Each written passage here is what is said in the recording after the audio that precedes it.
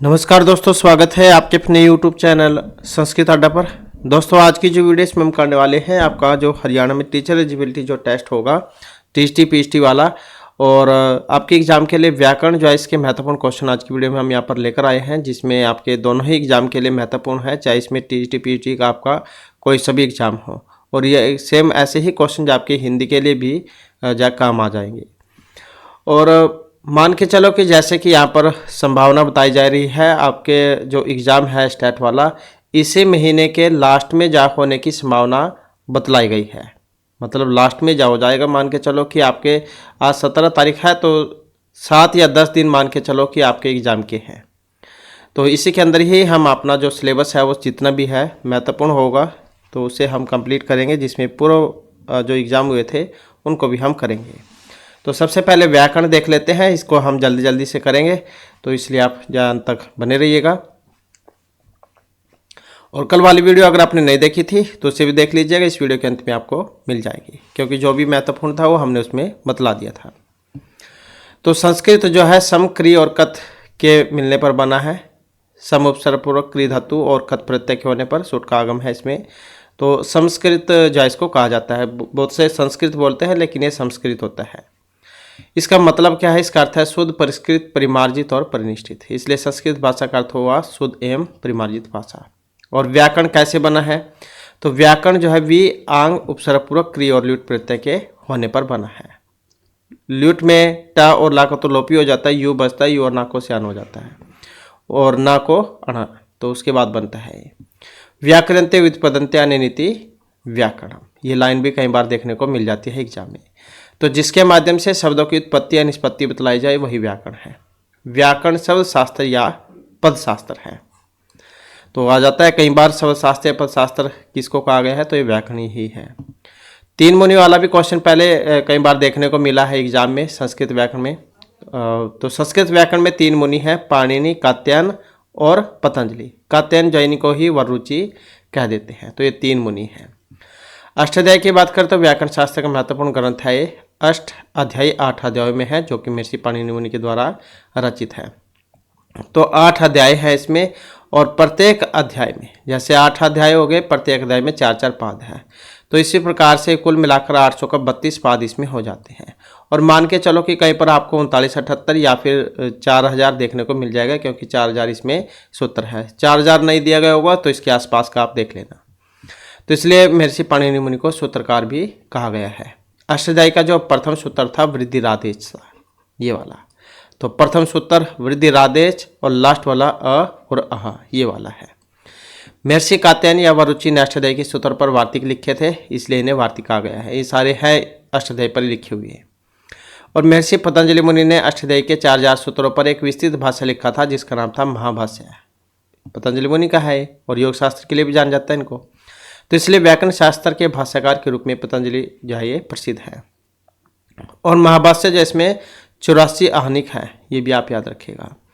और भट्टोजी दीक्षित ने सूत्रों पर वृत्ति लिखी, इसलिए इन्हें वृत्तिकार के नाम से भी जाना जाता है। सिद्धांत कौमुदी जाओ भट्टोजी दीक्षित की है। जैसे लघु सिद्धांत कौमुदी वरदराज दीक्षित की है, तो ऐसे ही सिद्धांत कौमुदी भट्टोजी दीक्षित की है। इसके बाद हमारा नेक्स्ट जो है इसमें वर्ण विचार का क्वेश्चन है।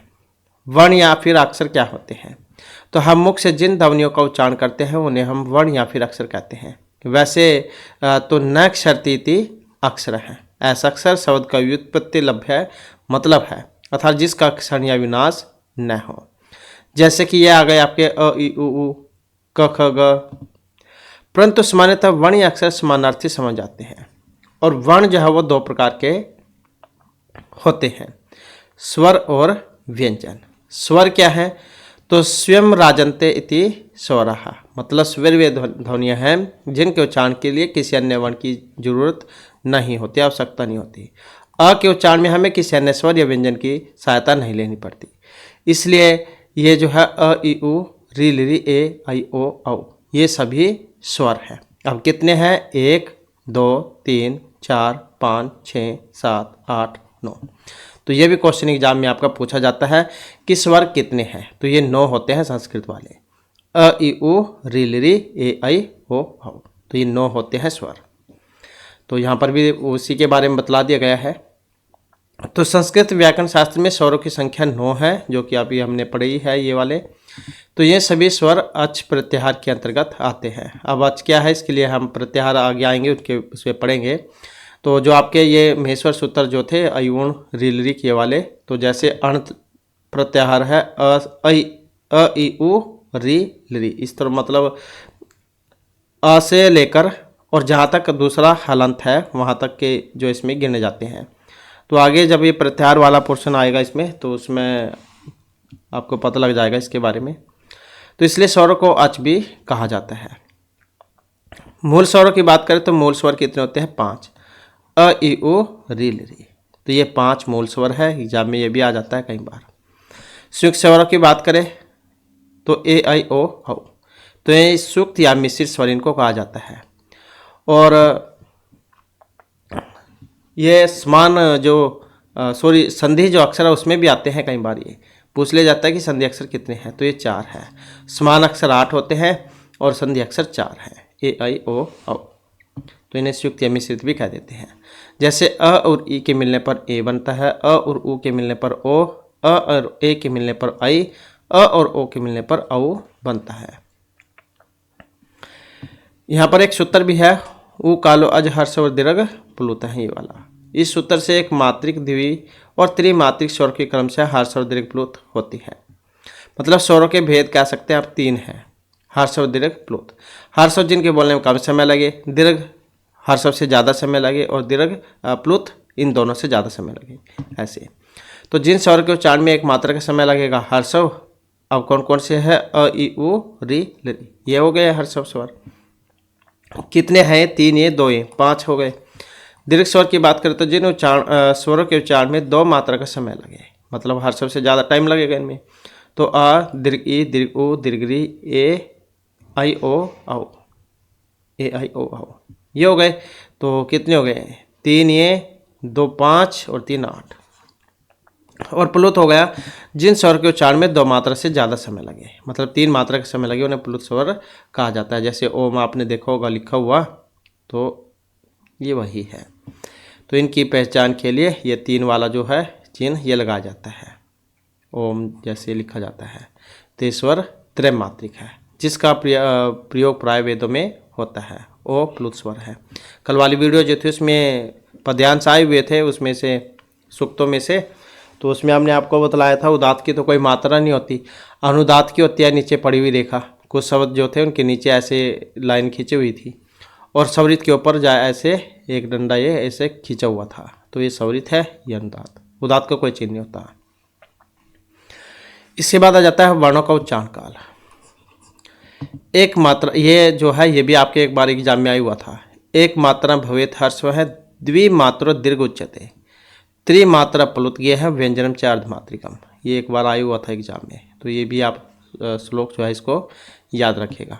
एक मात्रा भेद हर्षव, एक मात्रा हर्षव, द्विमात्रा वाला दीर्घ, 3 मात्रा वाला प्लुत और व्यंजन अर्धमात्रिक होता है। मतलब हर्षव स्वर की 1 मात्रा, दीर्घ की 2 और प्लुत की 3 मात्रा होनी चाहिए, मतलब समझनी चाहिए।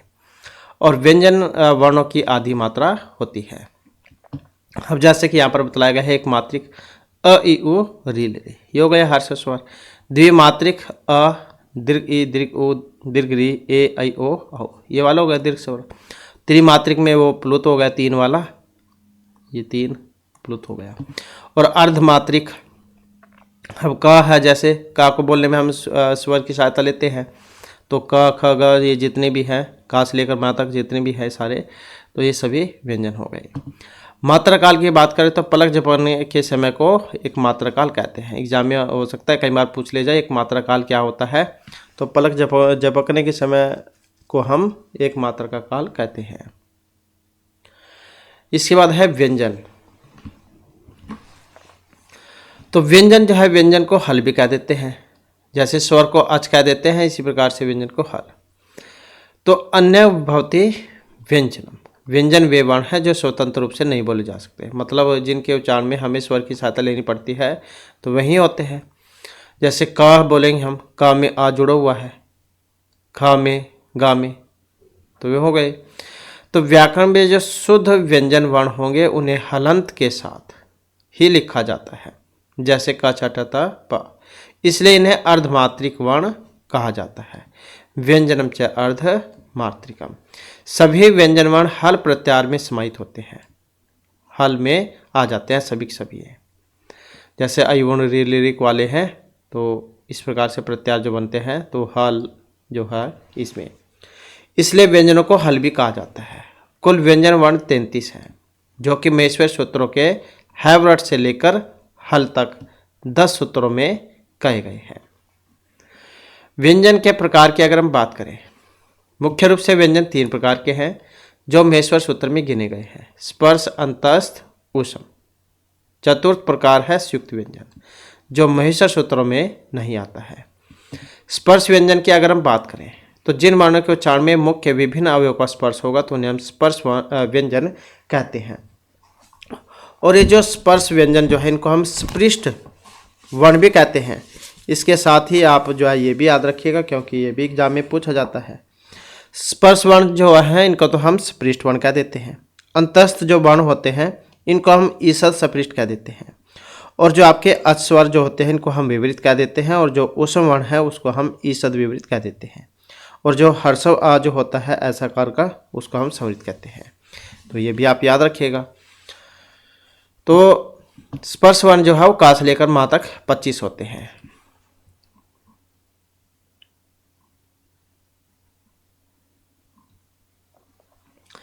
तो स्पर्श वर्ण ये वर्ण कंठ, तालु, मुर्दा, दंत आदि स्थानों को स्पर्श करने के बाद उच्चारित होते हैं, इसलिए इनको स्पर्श कहा गया है।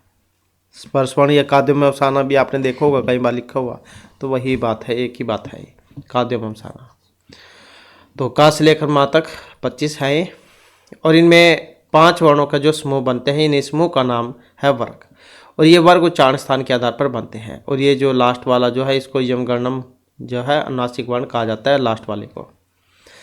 तो का से अंगाई ये 5 व्यंजन वर्ण कंठ से बोले जाते हैं। तो इन सब का वर्ग बनाया गया है जिसका नाम रखा गया है क वर्ग। मतलब कंठ से उच्चारित होने के कारण इनको कंठ वर्ण कहा गया है। अकुह विसर्जनम कंठ है, इसमें सूत्र भी आता है। तो ये गले से बोले जाते हैं हमारे कंठ से। इसी प्रकार से च छ ज य ये 5 व्यंजन तालु से बोले जाने वाले हैं, तालव्य वर्ण है, इचुएशनम तालु सूत्र आता है इसमें। इसी प्रकार से ट्वर्ग है, मुर्दा से उच्चारण होने वाला मूर्धन्य वर्ण है, ऋटुषा नाम मूर्धा। और ये त्वर्ग है, तथन दांत से उच्चारण होने वाला दंत्यवर्ण कहा जाता है इनको, लिरितुलसा नाम दंता। और इसी प्रकार से पापा भम है, व्यंजन ओष्ठ से बोले जाते हैं, ओष्ठवर्ण इनको कहा जाता है। इस वर्ग का नाम है पुरग, उपपद्य नाम ओष्ठ। तो ऐसे हैं। तो इस प्रकार कवर्ग, चवर्ग, ट्वर्ग, त्वर्ग, पुरग ये 5 वर्ग हैं। और प्रत्येक वर्ग के अंतर्गत 5 वर्ण, तो 25 हो जाते हैं। तो 25 वर्ण वर्ग अक्षर ये वर्गीय व्यंजन, ये स्पर्श व्यंजन कहे गए हैं। उदित की अगर हम बात करें, को, चोटो, तोपु, एते उदिता, इन्हीं 5 वर्गों का लघु नाम या दूसरा नाम को चोटो तुपु है। बात एक ही है, इनको वही है।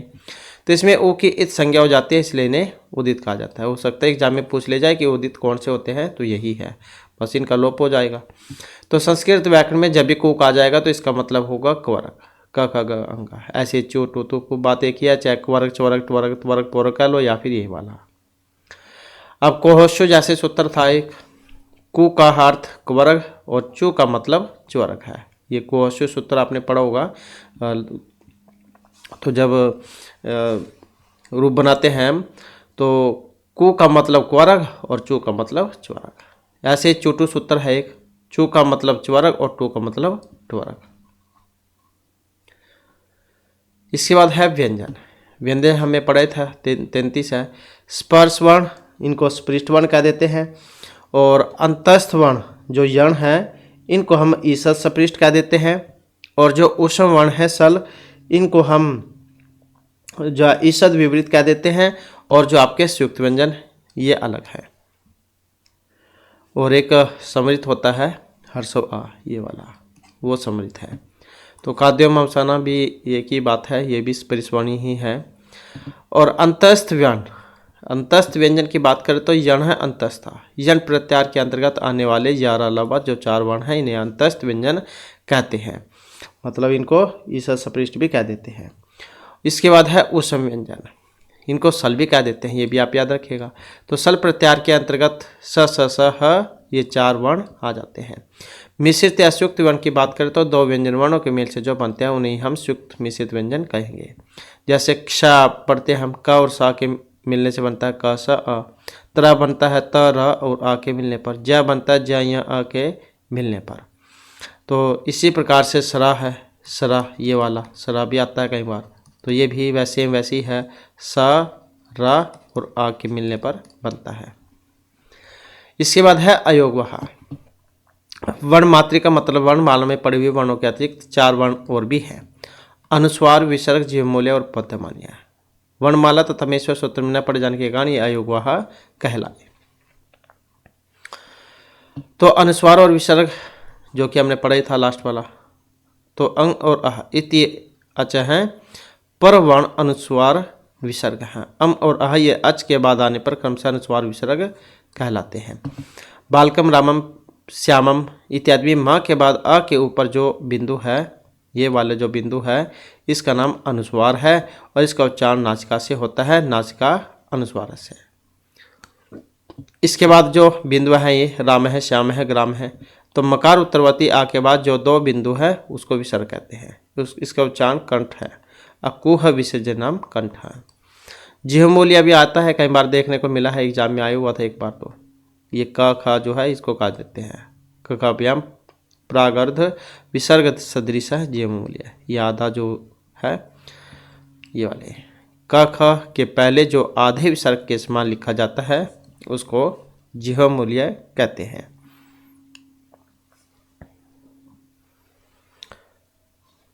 जैसे बालक कीर्ति ये वाला, तो इसका उच्चारण कंठ के भी नीचे जीवमूल्य से होता है। जीवमूल्य ये क ख, ऐसे ही पद्यमाना है, ये भी सेम है। ये इसमें पापा आ जाएगा, बस ये आप याद रखिएगा, बाकी और तो कुछ नहीं आता इसमें। ये चिन्ह आ जाते हैं, ये कौन सा है और का खा वाला है ये कौन सा है, बस इतना आप याद रखिएगा।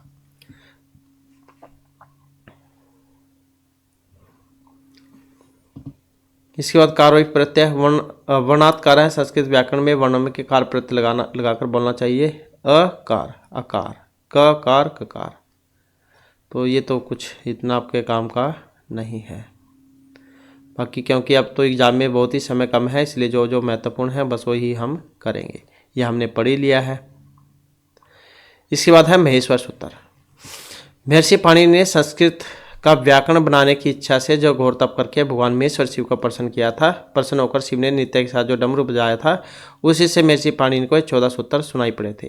या जैसे कोई चीज़ चल रही है, आप जब उसकी आवाज़ को सुनते हैं तो आपको बहुत सारी आवाज़ें सुनाई देती है, तो सेम काम यहाँ पर भी हुआ था। वैसे ही जब डमरू बजा रहे थे तो यहाँ पर भी अलग अलग आवाज़ें सुनाई दी थी, तो उसी को महेश्वर सूत्र बना लिया गया था।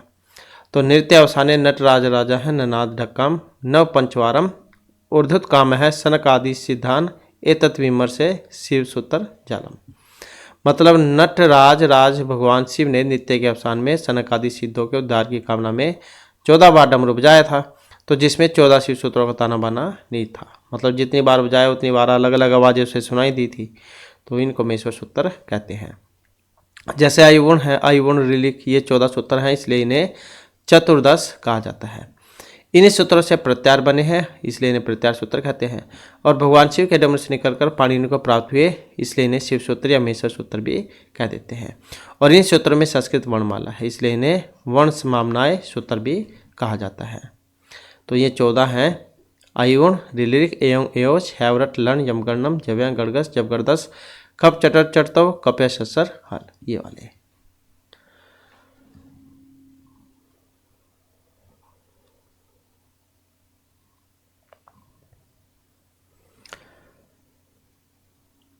इसके बाद हम महेश्वर सूत्र के बारे में कुछ जानने योग्य बातें। तो महेश्वर सूत्र में सबसे पहले स्वर है, इसके बाद अंतस्थ वर्ण य व रल है, इसके बाद वर्ण हो गए पंचम वर्ण, फिर चतुर्थ वर्ण, तदंतर तृतीय वर्ण, फिर द्वितीय वर्ण, तब प्रथम वर्ण, सबसे अंत में स स स ह, ये 4 वर्ण गिने गए हैं। इसलिए चतुर्दश सूत्रों के अंत में अण क अंग च आदि व्यंजन वर्ण हलंत है, इनका नाम इत है। एशम अंत्य इत है। इन इत संज्ञक वर्णों का लोप हो जाता है। कुल 14 इत संज्ञक वर्ण हैं। लण सूत्र का अभी इत संज्ञक होने से इत संज्ञक वर्ण 15 कहे जा सकते हैं। तो लण मध्य तु इत संज्ञक का, इत को अनुबंध भी कहा जाता है, अर्थात अनुबंध इत पर्यायवाची। प्रत्याहार बनाने में इस संज्ञक वर्णों का प्रयोग किया जाता है, किंतु प्रत्याहार के अंतर्गत वर्णों की गिनती में इन इस संज्ञक वर्णों को नहीं गिना जाता। तो इसलिए अच प्रत्याहार अयुण ऋलिक एवं एवच इन 4 सूत्रों से बने हैं और यहाँ अ इ उ से अ से लेकर ए औच के चा के बीच आने वाले सभी वर्ण अच प्रत्याहार में गिने जाएंगे, किंतु अण क अंग और चा ये 4 इत संज्ञक वर्ण अच प्रत्याहार में नहीं आएंगे। तो आज के अंतर्गत जो हमने ऊपर पढ़ी था नो थे में, तो ये वही है।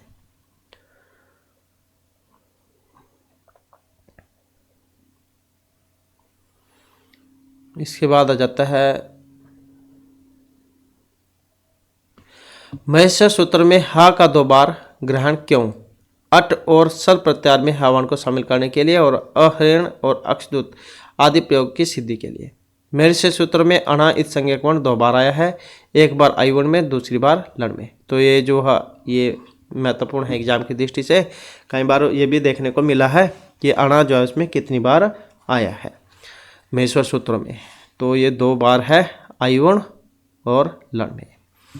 इसके बाद है संज्ञा करने वाले सूत्र, जैसे कि हलंत्यम है, उपदेश अंतिम हलित साथ, ये वाला उपदेश अवस्था में जो अंतिम हल उसकी संज्ञा होती है।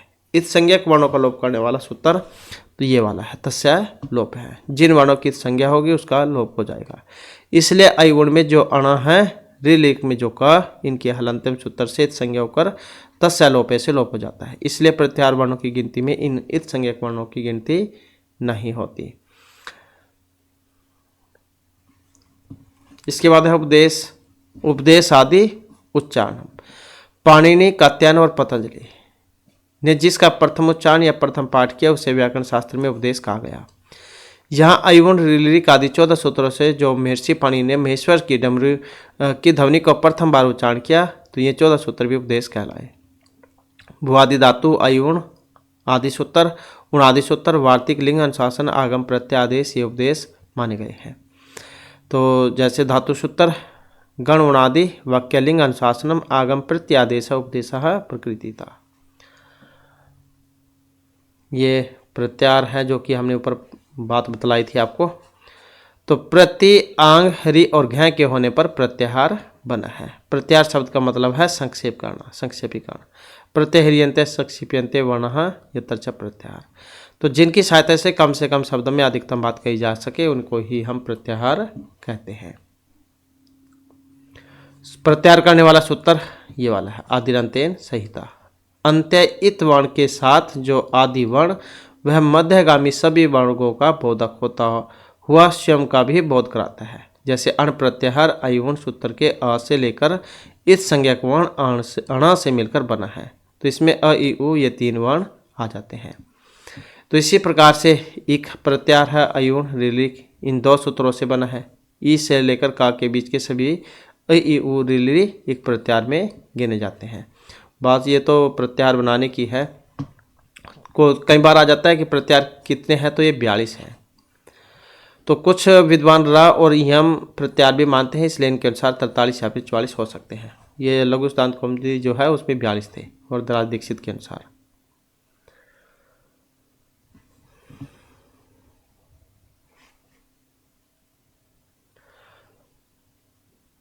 तो अच प्रत्याहार में 9 स्वर वर्ण आते हैं। ये आयुवर्ण से एओज तक के 4 सूत्र से बने हैं, इसलिए स्वर को अच कहा गया है। हल की बात करें तो प्रत्याहार के 33 व्यंजन आ जाते हैं, हैवरट से हल तक के 10 सूत्र से बना, इसलिए इसको हल कहते हैं। जस प्रत्याहार में वर्गों के चौथे वर्ण आ जाते हैं, इसलिए जब है और गड़गस इन 2 सूत्र से बने हैं। जस प्रत्याहार में वर्गों का तीसरा वर्ण जब गड़दस आदि आ जाते हैं, तो इसलिए जब गड़दस सूत्र से बना है। चय प्रत्याहार में वर्गों के प्रथम वर्ण आ जाते हैं, च ट त क प ये वाले। सल प्रत्याहार में चारों वर्ण आ जाते हैं, स स स ह ससर और हल। यण प्रत्याहार में चारों अंतस्थ वर्ण आ जाते हैं, हैवरट और लान। आयुवर्ण ऋलिक एवं एहोच 14 सूत्रों के अंत में जो अण क अंग च आदि हल वर्ण लगे हुए हैं, इनका वियोजन प्रत्याहार बनाना है।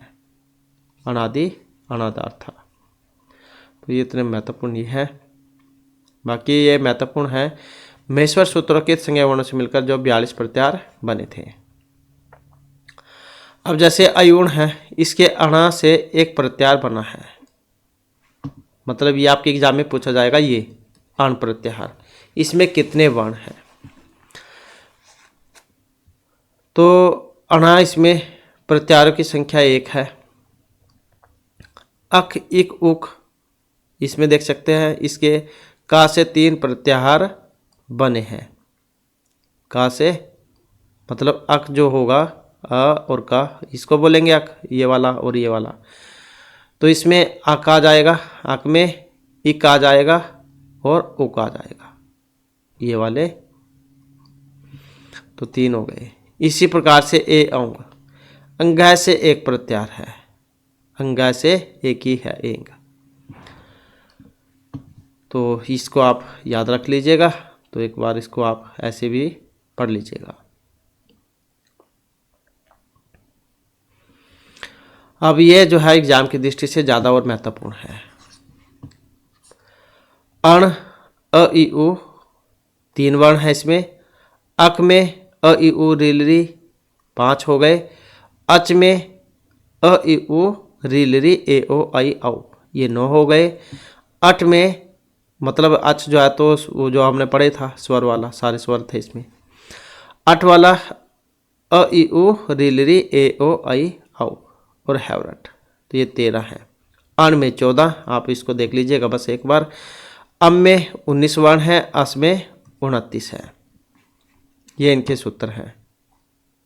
उन्होंने प्राय आकाशवाणी दीर्घ है, आक वाला आज करने वाला चौंत्यादि टी, आठ वाला षष्ठवाठी, अण वाला अनुदित स्वर्ण से चा प्रत्यय, अम वाला पुम्य खम्य परे, आस वाला भगो अगो पुरुषय यो आसी, ये वाला।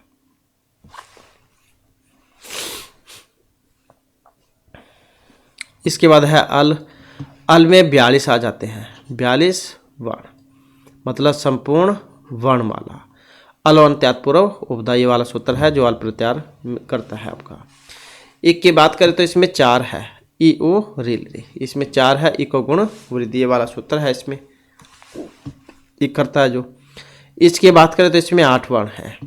इको इस एकाचो अम प्रत्यय वत्स्य। इनकी बात करें तो इसमें 13 है, इनको हो। उक की बात करें तो उगित चाय सूत्र आता है, इसमें 3 वर्ण है, उ री ली। एंग की बात करें तो ए ओ, इसमें 2 वर्ण है, एंगी परूपम सूत्र है ये। एच की बात करें तो ए ओ आई औ जो हमने बताया था वो संधि वर्ण वाला, तो ये 4 है, एच ओ आई वा याव है। तो आई से इसमें 2 आ गए, वृद्धि संज्ञक वर्ण, वृद्धि राधेच ये वाला सूत्र है। हास की बात करें तो इसमें 20 वर्ण है, हैवरट से लेकर यहाँ तक ये जबगढ़ 10। हास्य 4 सूत्र है इसमें। हाल की बात करते इसमें 33 वर्ण है, मतलब संपूर्ण व्यंजन वर्ण जो कि हमने पढ़े था हैवरट से लेकर लन तक। और हलोन्तरा संयोग है, ये वाला सूत्र है इसमें। यण की बात करें तो य व र ल ये अंतस्थ वर्ण है, 4 वर्ण है, ये कोई अणची लगता है सूत्र इसमें। ई को या उ को वा री को रा री को ला वो करता है। यम की बात करें तो इसमें 9 वर्ण है, हलो यमाम यमिलोप है। या की बात करें तो 11 वर्ण है इसमें, अतो दीर्घो यही। या की बात करें तो इसमें 29 है, अनुस्वर से परस्वर्ण ये वाला सूत्र है। यर की बात करें तो इसमें 32 वर्ण है, यरो अनुनासिके अनुनासिको वा।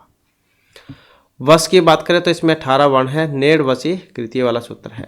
वल की बात करें 32 वर्ण है इसमें, लोपोवी और वली ये वाला सूत्र है। इसके बाद र ल, इसमें 31 है, रलो व्युपदात लादे समचय। मैं में 24 वर्ण है, मैं वो वा। गम की बात करें तो मैं अंगय अणा ना ये वाले हैं, इसमें 3 ही है, डम हर्षवाद डमुन नित्य वाला सूत्र है। जस की बात करें तो इसमें 5 है, एक काचो बसो भस ये वाला सूत्र है, एक काचो बसो भस जसंतस साधु हो ये वाला सूत्र है। जस करेगा वर्णों के चतुर्थ वर्ण। जस की बात करें तो इसमें 10 है, झलाम जसी। झ की बात करें तो इसमें 20 है, झयो अनत्र श्याम सूत्र है इसमें। झर में 23 वर्ण है, झरो झरी स्वर्ण। झल में 24 है, झलो झली। भस इसमें 4 वर्ण है, एकाचो बचो भस जंत से सद हो। जस जबगढ़ 10 वर्णों का तृतीय अक्षर वो वागीसा वाला आता है, इसका उदाहरण वागीसा वाग प्लस मीसा वागीसा वो वाला। तो झलाम जसवंत सूत्र लगता है, ये जस सत्व करता है इसमें, झलो को जस हो। भस की बात करें तो ब ग ड द 4 वर्ण है इसमें, एकाचो बसो भस जसंतस्य सद हो। ख की बात करें तो 10 वर्ण है इसमें, पु में ख में परे, वर्गों का द्वितीय एवं चतुर्थ वर्ण, दूसरा और चौथा माँ प्राण जो उसमें आता है, ये दूसरा चौथा वही है, पु में ख में परे। खर की बात करें तो इसमें 13 वर्ण है, खरी चाय सूत्र लगेगा इसमें। छव की बात करें तो इसमें 6 वर्ण है, नश्चव्य प्रश्नान सूत्र है इसमें। च च ट त क प वर्गों का प्रथम अक्षर, ये चय द्वितीय सरी पोष कर सादे वार्तिक, ये वाला है। चर चर जो है इसमें 8 वर्ण है, अभ्यास चर सूत्र है। सर में स स स ये 3 है, वासरी सूत्र है। सल में इसमें सवर्ण है, सर जो है सर में तो 3 है, 3 वासरी सूत्र, और सल में 4 है, स स स हा। सल है इगुपद निटह कस। र और ला 2 वर्ण है, और अपना सूत्र लगता है। ये ऊपर की साइड में जो जैसे ये गया है ये र, तो ये इसकी सहायता से ही जाता है। यम जा इसमें या मंगाना वर्गों का 5 वर्ण है इसमें 5 वर्ण है। यमंता डू यमुनादि कह सकते हैं आप।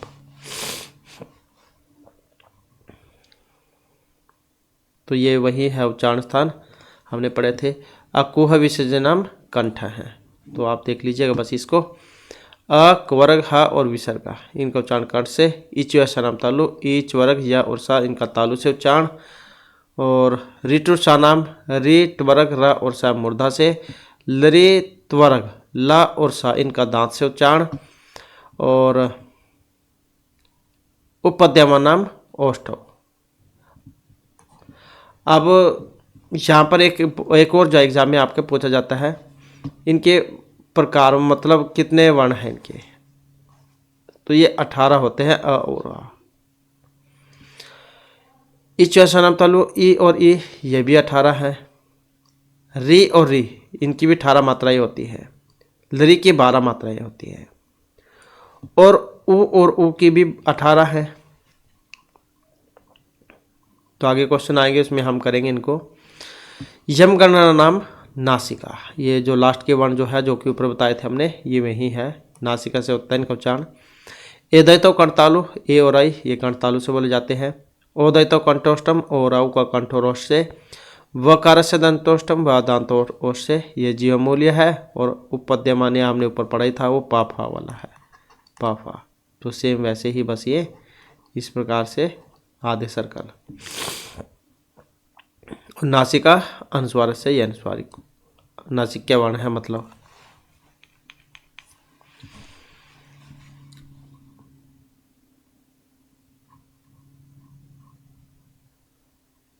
तो ये तो वही है। इसके बाद अब वर्णों का अभ्यंतर और बाह्य प्रयत्न क्या है। वर्णों के उच्चारण करने की चेष्टा को प्रयत्न कहते हैं। 2 है अभ्यंतर और बाह्य। यत्न द्विविधा अभ्यंतर बाह्य च। अभ्यंतर का मतलब है भीतर या अभ्यंतर, प्रयत्न से तात्पर्य चेष्टा से जो वर्णों के पूर्व मुख के अंदर होती है। ये 5 होते हैं। कौन कौन से हैं जो कि हमने अभी पढ़े थे। स्पर्श वर्ण, ईसा सपृष्ठ, ई विवृत, ईसद विवृत, समृत, ये वही है। तो जैसे सपृष्ठ है, इस अभ्यंतर प्रयत्न में जीवा कंठ तालु मूर्धा दंत आदि उच्चारण स्थानों को स्पर्श करते हैं, इसलिए इनको स्पृष्ट वर्ण कहते हैं। का से लेकर माँ तक जो 25 है वही है। ईसा सपृष्ठ थोड़ा स्पृष्ट का मतलब है छुआ गया। तो इस प्रयत्न में जीवा उच्चारण स्थान को थोड़ा स्पर्श करती है। या वराला अंतस्थ वर्ण जा वो है। और विवृत ये खुला हुआ जिनके उच्चारण में मुख खोलना पड़ता है, या प्रत्येक स्वरों का मतलब जो विवृत जो है वो इनको कहा गया है। स्वर जो है आपके आज वाले 9 पढ़े थे हमने वही है।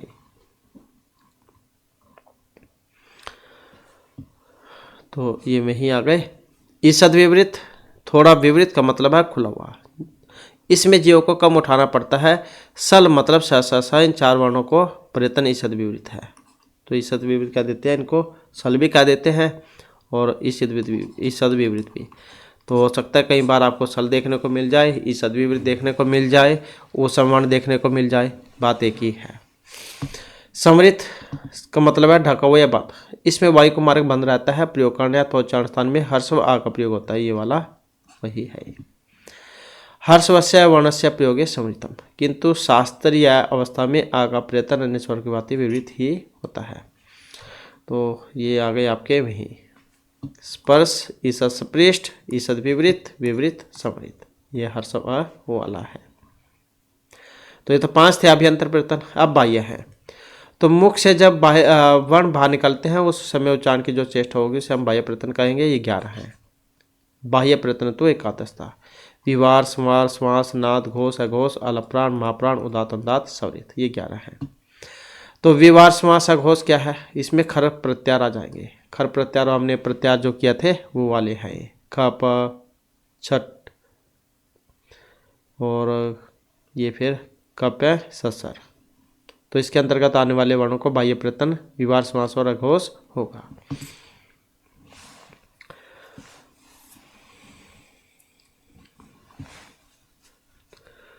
तो अघोष में आप देख सकते हैं इसमें तो पहला दूसरा वर्ण, पहला दूसरा और सा ये वाले आ जाएंगे इसमें। तो विवार, श्वास, अघोष आप याद रखिएगा क्योंकि एग्जाम में उलझाने के लिए इनको दिया जाता है, बहुत तरीके से अलग अलग पूछा जाता है। तो पहला दूसरा वर्ण है ये। स्वर्णाद घोष, घोष या सघोष भी कह देते हैं इनको। तो इसमें हस प्रत्यार वाले वर्ण जो है वो आ जाएंगे। इसके अंतर्गत वाले सभी व्यंजन वर्णों का प्रयोग स्वर्नाद घोष होगा। हस स्वर्नाद घोष, इस से में समघास हस भी कह सकते हैं। मतलब इसमें तीसरा, चौथा, पांचवा वर्ण जो है वो आ जाएगा। तो ये वाले हैं। और इसके बाद है फिर यवरला भी है इसमें। अलप प्राण, अलप का मतलब थोड़ा, प्राण का मतलब होता है वायु। तो जिन वर्णों से बोलने के लिए भीतर से कम वायु फेंकना पड़े उसे अलप प्राण कहते हैं। या एक तरीके से अगर सीधे शब्दों में हम समझे जिसको बोलने में कम समय लगेगा उसे कहेंगे हम अलप प्राण। और महाप्राण जिसे अलप से ज़्यादा समय लगेगा वो महाप्राण है। अलप प्राण जो है इसमें पहला, तीसरा, पांचवा वर्ण आता है। और यावरला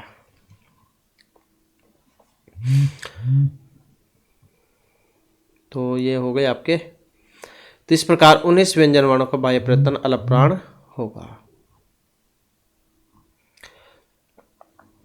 महाप्राण, महा का मतलब अधिक या ज्यादा, प्राण का अर्थ है वायु। तो जिस वर्ण को बोलने के लिए भीतर से अधिक वायु फेंकना पड़े उसे हम महाप्राण कहेंगे। वर्गों का द्वितीय, चतुर्थ और सर्ग, ये हो गए महाप्राण। मतलब अलप प्राण में हमने पहला, तीसरा, पांचवा पढ़ा था, महाप्राण में दूसरा, चौथा है। इसी प्रकार से अघोष में हमने पहला, दूसरा पढ़ा था, सघोष में तीसरा, चौथा, पांचवा वर्ण ये पढ़ा था। तो ये है आपका महाप्राण।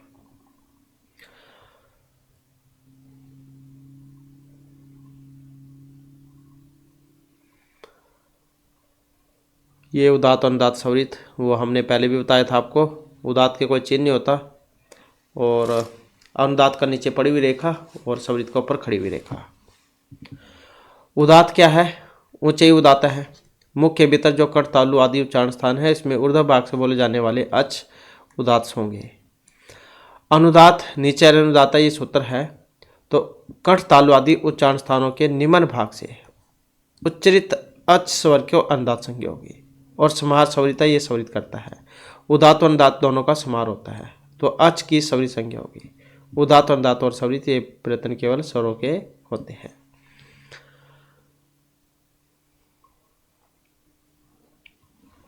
तो यहाँ पर भी आप देख सकते हैं इसमें विवार, समास, अघोष। तो इसमें पहला, दूसरा वर्ण और घोष या सघोष तीसरा, चौथा, पांचवा। अलप प्राण में पहला, तीसरा, पांचवा। महाप्राण में दूसरा, चौथा और ये आपके स्वर हो गए। और इसके साथ ही इसमें सा ये भी आ जाएंगे 3। तो 3 ये वाले हैं। तो इसमें देख सकते हैं आप कौन कौन से हो जाएंगे फिर ये। और इसके बाद फिर ये तीसरा, चौथा, पांचवा और या वारला 4 ये है इसमें। अलप प्राण में पहला, तीसरा, पांचवा वर्ण और या वारला 4 ये थे इसमें। इसी प्रकार से महाप्राण दूसरा, चौथा वर्ण और सा 4 ये थे इसमें। और ये आपके स्वर हो गए। तो इतना आप याद रखिएगा इसमें। उसके बाद है व्याकरण शास्त्र की संज्ञाएं और उनकी परिभाषाएं।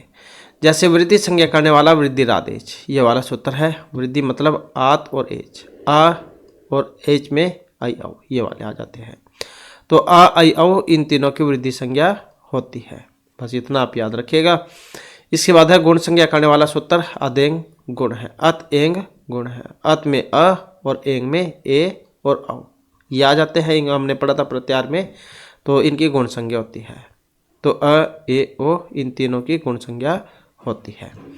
इसके बाद संयोग संज्ञा करने वाला हल अनंतरा संयोग है, ये वाला सूत्र है। संयोग संज्ञा करता है हल अनंतरा संयोग है। ऐसे दो या दो से अधिक व्यंजन जिनके बीच में कोई स्वर न हो तो उनकी संयोग संज्ञा होती है। पुष्प है, जैसे पुष्प में सु और प, इनकी संयोग संज्ञा होगी। अग्नि है, ग और ना। राष्ट्र है, स ट र। बुद्धि है, द धा, इनकी संयोग संज्ञा होती है।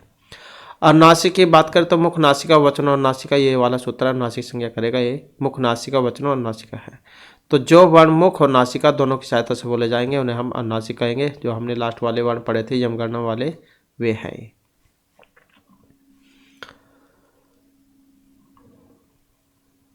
इसके बाद है स्वर्ण संज्ञा करने वाला, ये वाला सूत्र है तुल्यस्य प्रयत्नम स्वर्णम। तो तुल्य अस्य प्रयत्नम स्वर्णम, जिन दो या दो से अधिक वर्णों के कंठ, तालु आदि उच्चारण स्थान और अभ्यंतर प्रयत्न समान हो तो वे परस्पर स्वर्ण संज्ञक होंगे।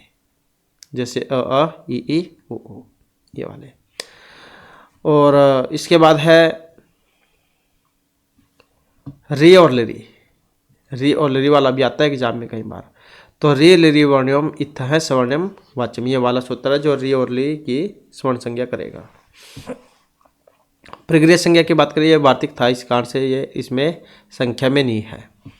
प्रगृह संज्ञा की बात करें तो इद द्वे द्विवचनम प्रगृहम, इत उत ए द्विवचनम प्रगृहम, मतलब द्वि वचनांत दीर्घ ई दीर्घ उ ए, इनकी प्रगृह संज्ञा होगी। ये इसके उदाहरण है हरियेतो, विष्णुमऊ, गंग्यामु, अग्नोइति, वायुइति, मालेति, पंचेति।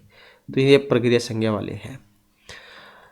घा संज्ञा वाला तरप तमपो घा, ये वाला सूत्र है जो तरप और तमप की घा संज्ञा करेगा।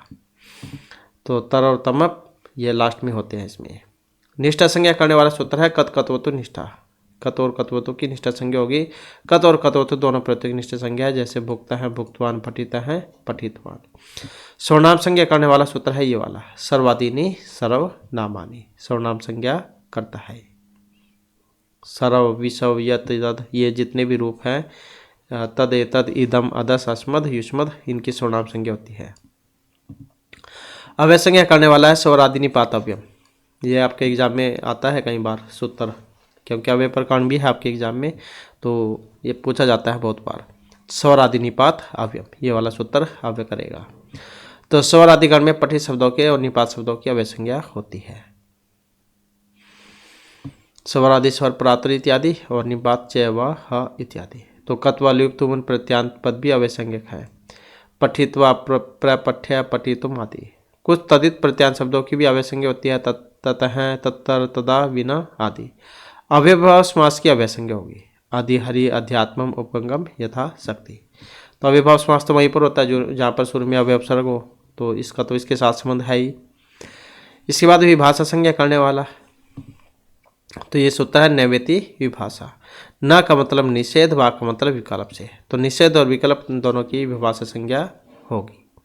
संप्रसारण संज्ञा करने वाला सूत्र ये वाला है इगयण संप्रसारणम, जो ये कोई यण से सूत्र करता है काम, सेम ऐसे ही है इसका भी। तो यण के स्थान पर होने वाले इक की संप्रसारण संज्ञा होगी। तो इ को या, उ को वा, री को ला, ली को ला। तो ज और कत होने पर इष्ट है,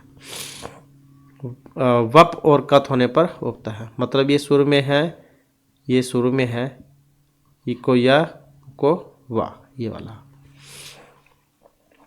टी संज्ञा की बात करें तो अंत अचो इत्यादि, टी वाला सूत्र है, टी संज्ञा करेगा ये। आचो के मध्य में जो अंतिम अच है, आचो के मध्य जो अंतिम अच है वह आदि में हो जिसके उस समुदाय की टी संज्ञा होगी।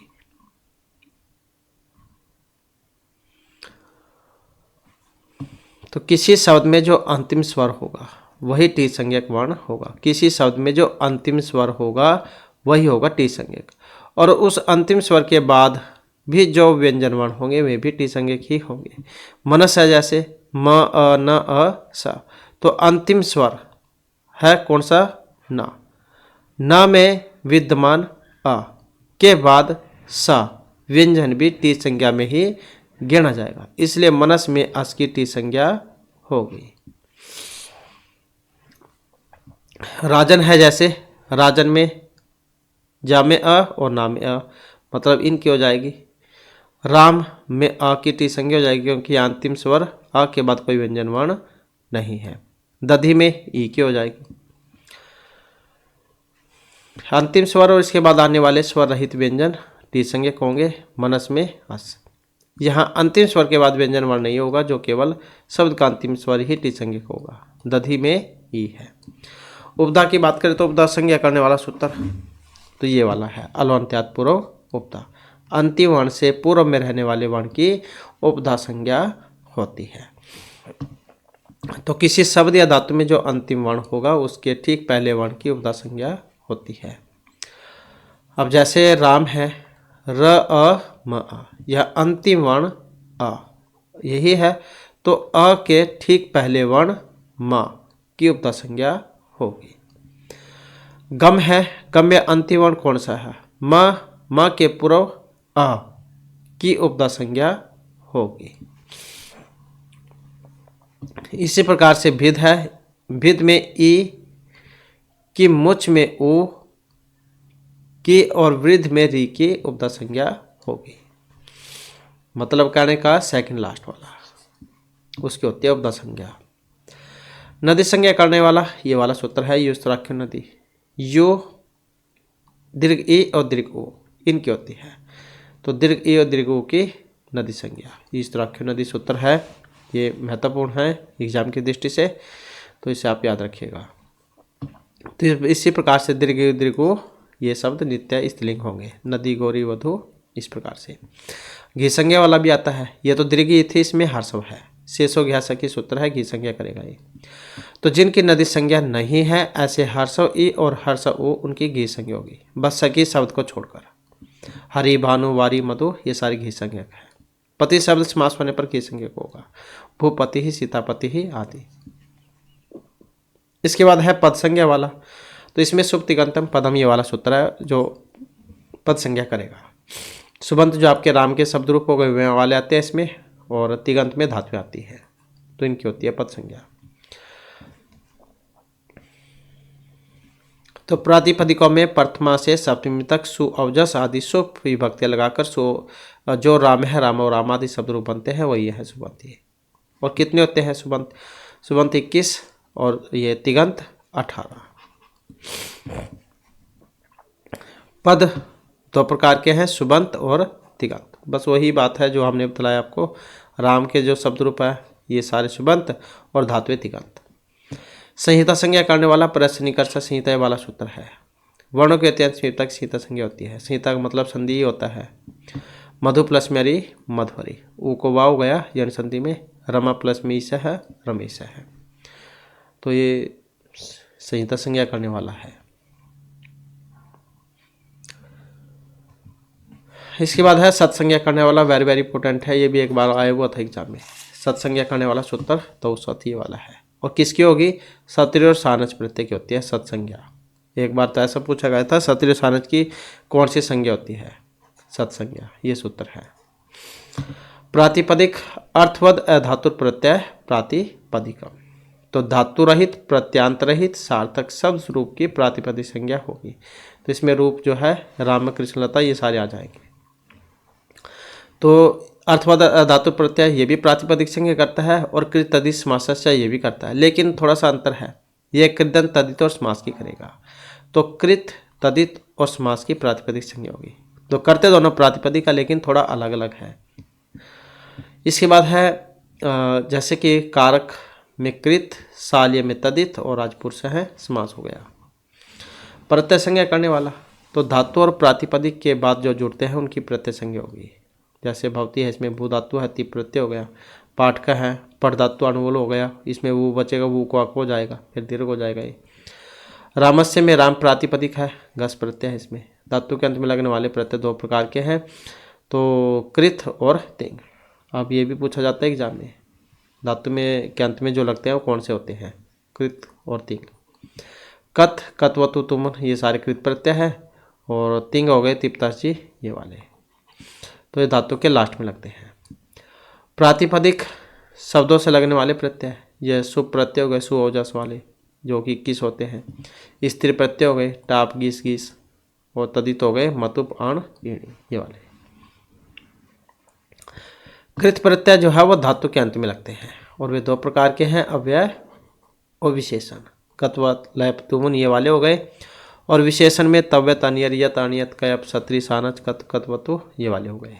पठ में कत्वन पर पठिता है, अनर होने पर पठनीय। और तिंग 10 लकारों के प्रत्यय को तिंग प्रत्यय कहे जाते हैं। ये परस्मैपद और आत्मनेपद ऐसे होते हैं, परस्मैपद 9 और ऐसे ही 9 आत्मनेपद, तो इनका टोटल है 18 ही।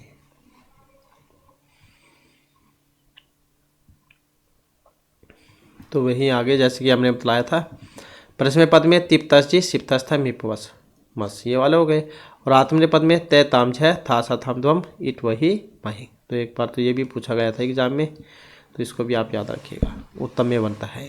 तो ये 18 है। इसके बाद है सुप, जो कि हमने आपको बतलाए थे 21 होते हैं, ये वे हैं सु औजस अम औटसस टाभ्याम भीस गेभ्याम भ्यस गसिभ्याम भ्यस गस ओस आम गियो सुप। तो ऐसे हैं। इसके बाद है स्त्री प्रत्यय। पुल्लिंग शब्द को स्त्रीलिंग बनाने के लिए जिन प्रत्ययों का हम प्रयोग करेंगे वे सारे स्त्रीलिंग हैं। टाप डाप चाप गीस गिन गिन उंग तिंग ये सारे। आज में टाप लगाएंगे आजा, छात्र में छात्रा बनाएंगे, राजन का रागी, कुमार का कुमारी, नर्ता का नर्तकी, गौर का गौरी, निरी का नारी, यौन का युवती। इसके बाद तदित शब्द के अंत में लगने वाले प्रत्यय वो होंगे तदित।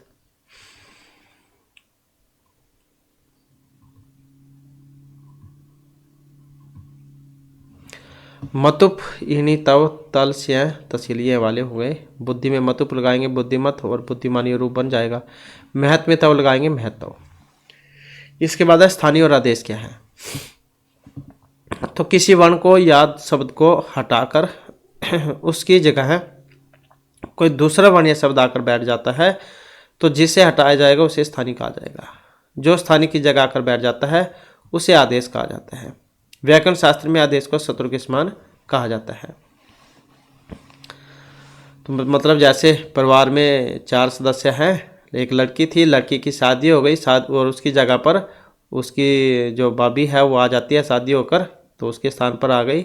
तो वैसे भी शत्रु के समान ही माने कहते हैं, आपस में कभी बनती नहीं है।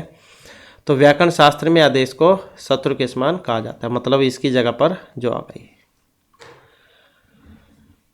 तो प्रति प्लस में का है प्रत्यय का है, तो ई को हटाकर उसके स्थान पर या बैठ गया है यण संधि में, तो इसलिए ई स्थानीय तथा यह आदेश है।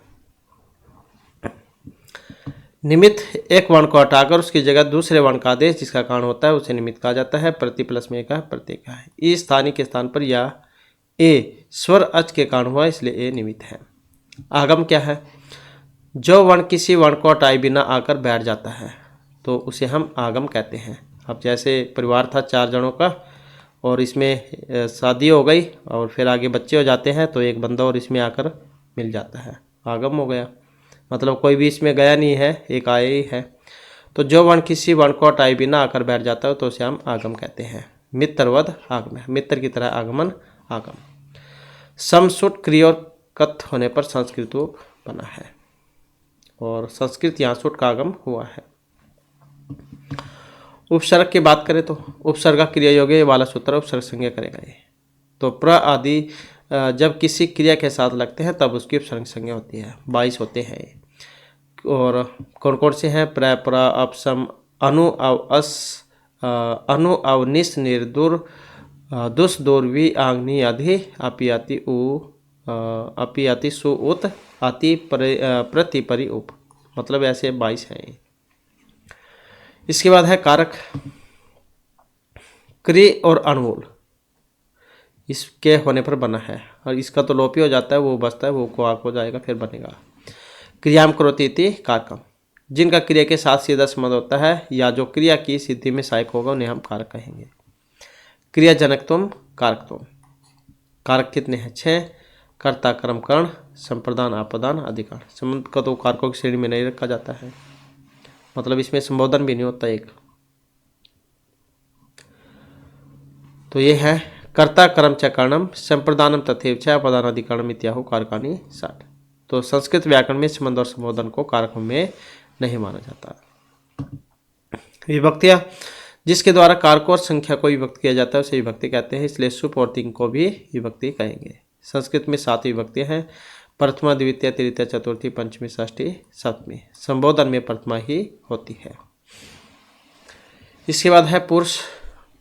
पुरुष 3 है, प्रथम, मध्यम, उत्तम। प्रथम पुरुष, उत्तम पुरुष, प्रथम पुरुष या फिर इसको अन्य पुरुष भी कह देते हैं। तो उत्तम पुरुष के अहम, अवाम, वयम और मध्यम के त्वम, यम, यूयम, इन 6 शब्दों को जोड़कर संस्कृत वाङ्मय के सभी कर्तृपद प्रथम पुरुष के अंतर्गत आ जाते हैं। भवान, भवती, बालकः, बालिका, सह, सा, नरः, वानरः, पितरः, पुत्रः आदि। मध्यम जिससे बात की जाए वह मध्य है, इसमें त्वम, यम, यूयम ये वाले आ जाते हैं, कर्तृपद आते हैं इसके अंतर्गत। और उत्तम पुरुष जिसके साथ अहम, अवाम, अवयम, मतलब अगर सीधे शब्दों में ऐसे अगर आपको समझ में आता है, प्रथम यानी पुरुष में स, तौते वो वाले आ गए, मध्यम में त्वम, युवाम, यूयम आ गए और उत्तम में अहम, अवाम, वयम। बस ऐसे सीधे आप इसको याद रख लीजिएगा। वचन वैसे ही 2 हो गए, एक वचन, द्विवचन और बहुवचन। लिंग 3 है, पुल्लिंग, स्त्रीलिंग, नपुंसकलिंग। लकार 10 होते हैं। लट लकार वर्तमान काल में प्रयोग में आता है। लिट लकार आधतन प्रोक्ष भूतकाल में, मतलब बहुत प्राचीन काल को सूचित करने के लिए हम लिट लकार का प्रयोग करते हैं। लुट लकार ये अनदतन भविष्यत काल के लिए है, आज के पश्चात भविष्य को सुनिश्चित करने के लिए, भविष्य को सूचित करने के लिए लुट लकार। भविता, भवितारो, भवितारः वो वाले बनते हैं इसमें रूप। लरिट इसमें भविष्यत काल। लेट ये पहले प्रयोग में आता था उसमें वेद में, तो लेट लकार का प्रयोग वेद में होता था, अब इस समय नहीं है लौकिक में। लोट लकार ये प्रेरणार्थक आज्ञा देने में आता है प्रयोग में। लंग लकार जो भूतकाल है, अंधतन भूतकाल, उसमें जैसे इंग्लिश में होता है पास्ट टेंस वो वाला।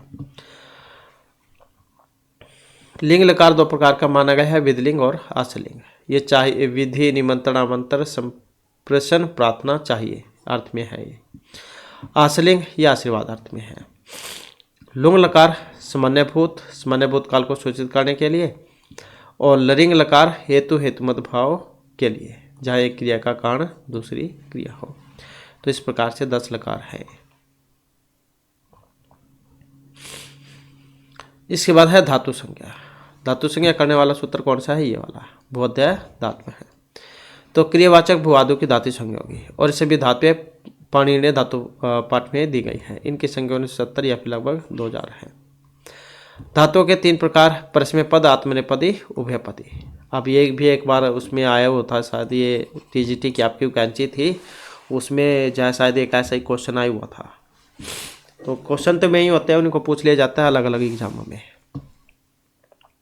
3 प्रकार के हैं। परस्मैपद पद में पठ धातु आ जाएगी आपकी, पढ़ते पढ़ता पठंती, और आत्मनेपद में लभते लभेते लभंते, और उभय पद में जानाते जानीता है जानंती, या फिर जानीते जानाते जानते। मतलब जिनके 2 रूप बन जाते हैं वो है उभय पदी। जैसे हमने लकार पढ़े 10, ऐसे गण भी 10 होते हैं।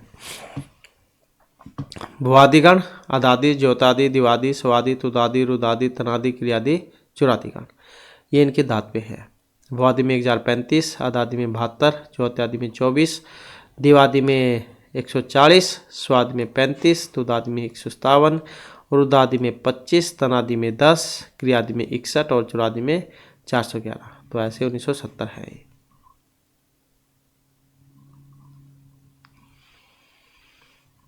तो यहाँ पर यही है, ये भी कई बार देखने को मिला है। भुआदिगण में कौन कौन सी धातुएं हैं?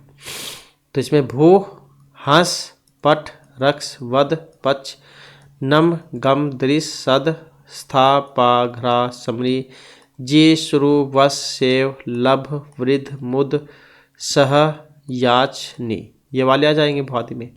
आदादी में कौन से आएंगी? आद बख्शने वाले आ जाएगी, ये आस आ जाएगी, ब्रू, दुहु, रुद्र, स्वप, खन, ई, आस, सी, ये वाली आ जाएंगी। और जो इत्यादि में इसमें हु आ जाएगी, भी आ जाएगी, दा आ जाएगी, धा आ जाएगी, ये वाली आ जाएगी क्री वाली करना। दिवादी में दिव चमकना, नृत्य नाचना, नस नष्ट होना, भ्रम घूमना, युद्ध लड़ना, जन उत्पन्न होना, ये वाली। स्वादि में सु आ जाएगी, स्नान करना या रस निकालना, आप आ जाएगी, पाना, सक सकना। तुदादि में तुद दुख देना, इस चाहना, स्पृश छूना, प्रज पूछना, लिख लिखना, मरी मरना, मुझ छोड़ना। रुदादि में रुद्ध ढकना या रोकना, भुज पालन करना, भोजन करना। तनादि में तन फैलाना, क्री करना। क्रियादिगण में क्री मोल लेना, ग्रह पकड़ना, ज्ञा जानना। और चुरादिगण में ये लास्ट में है 10वां, चुर चुराना, चिंत सोचना, कत कहना, बख्श खाना, ये वाली है।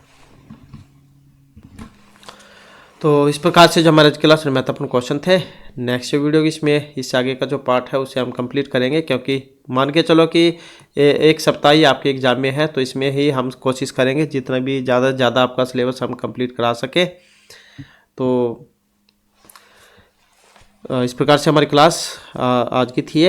और दोस्तों हमारे साथ अंत बनाने के लिए धन्यवाद।